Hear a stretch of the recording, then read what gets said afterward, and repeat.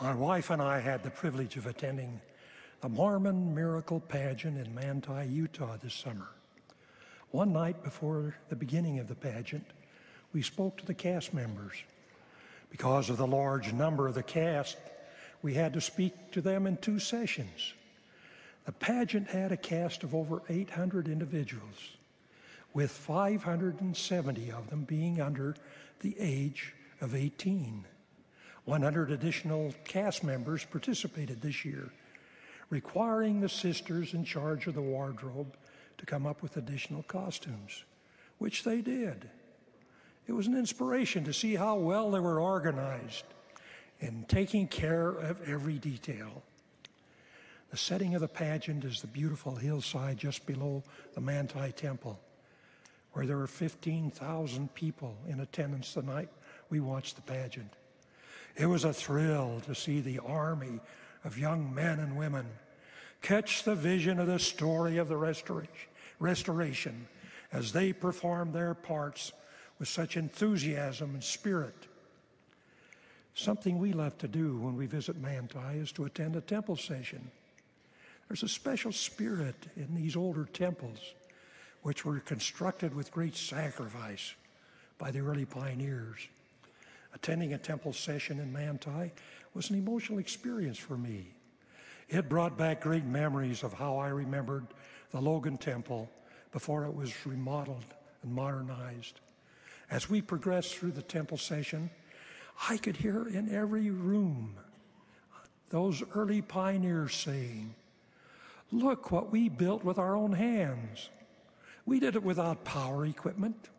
No contractors, subcontractors were involved in the construction. No fancy cranes to lift up the heavy stones. We performed this labor under our own power." What a glorious heritage these early sandpeat pioneers have left to us. Former United States President Ronald Reagan has been quoted as saying, "I do not want to go back to the past. I want to go back to the past way of facing the future." His counsel still resonates within me. There's something about reviewing the lessons of the past to prepare us to face the challenges of the future.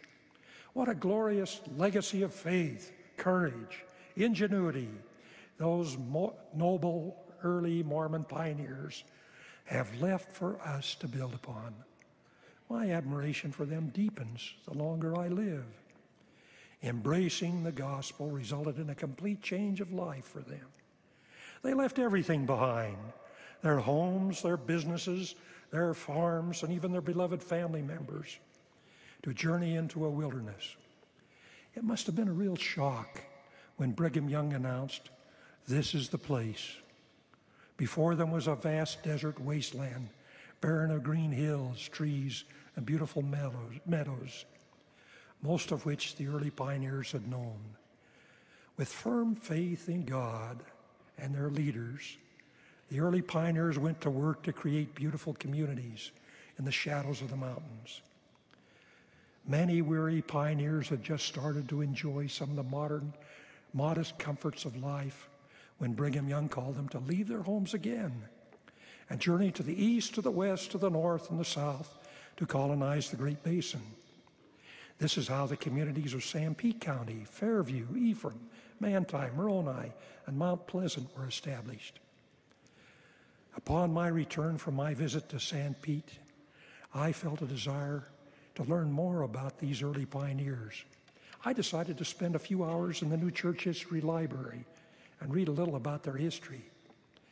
It was in the year 1849, just 2 years after they had arrived in the Salt Lake Valley, when Brigham Young, the great colonizer of the West, called a group of saints to journey south and start building their homes and communities all over again in another desert wasteland. A short time after they had settled in Sanpete, President Heber C. Kimball visited Manti community and promised them that on the hill overlooking the valley, a temple would be built, using stones from the mountain in the east in its construction. Some years passed after the visit of President Kimball, and the citizens began to be anxious that nothing was being done to construct a temple for their use. "We must have a temple in our community," declared one of the citizens. "We've waited long enough for this blessing." Another one said, "If we're going to have a temple, we'd better get busy and build it." And that's just what they did. The cornerstone was laid on the 14th day of April, 1879, some 30 years after they'd arrived in the Sanpete Valley.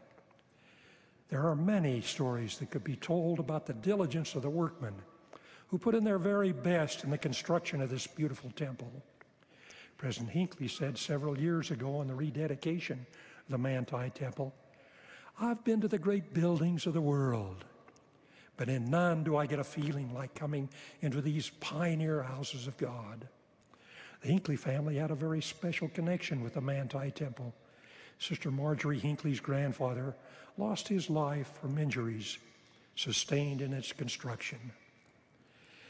To better understand how the past can provide a better way of facing the future, I would like to share an account from the building of the Manti Temple.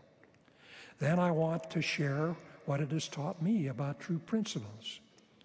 Some of the fine carpenters from Norway arrived and settled in Manti and were given the assignment of building the roof of the temple.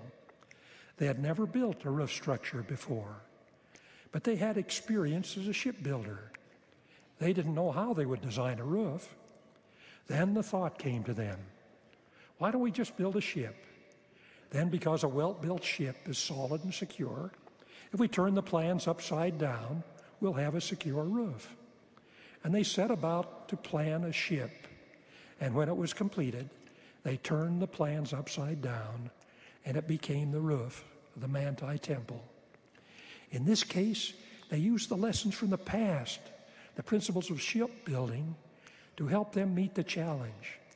They correctly reasoned that the same principles that applied in building a seaworthy vessel